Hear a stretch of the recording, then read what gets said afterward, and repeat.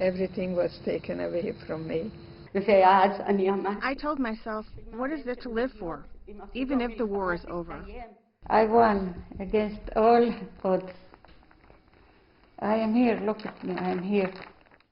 75 years later, they're among the last remaining survivors of the Auschwitz extermination camp complex in Poland, telling their stories to ensure future generations never forget what they suffered.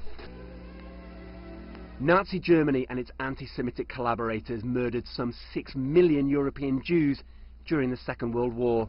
Auschwitz, whose gates declared with barbaric irony, Arbeit macht frei, or work makes you free, was the largest extermination camp and remains the most infamous symbol of the Holocaust, not least for those willing to relive the horror.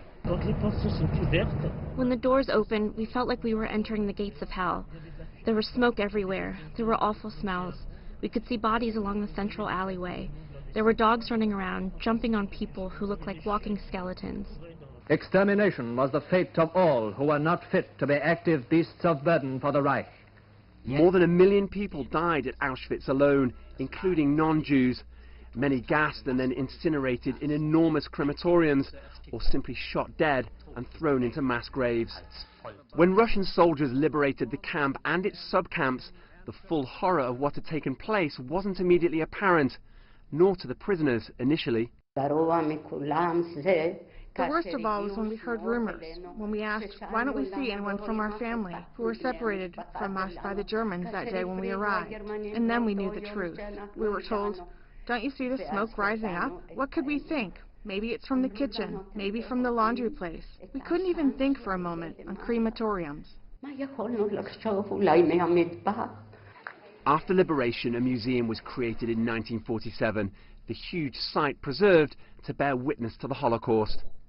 Those who survived the Holocaust settled all over the world, and their memories and evidence of what happened are preserved at memorials like this one in Washington, D.C. But they're also memorials to more recent genocides in places like Bosnia and Herzegovina, Cambodia, or Rwanda. But efforts to educate successive generations about the Holocaust haven't prevented far-right populist parties from becoming electable around Europe and even in Germany. We want all the black out of this country. All Arab all what is Islam out. For those who survived the Holocaust, those sentiments sound all too familiar. Anti-Semitism is a problem that the world has to live with. I'm used to it. It's part of my functioning.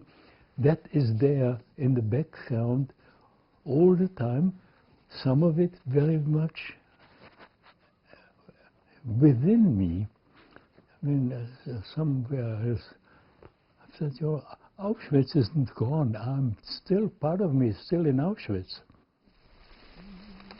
Their hope is that part of Auschwitz will also remain, with those willing to see for themselves what happened there. Owen FAIRCLOUGH, CGTN, Washington.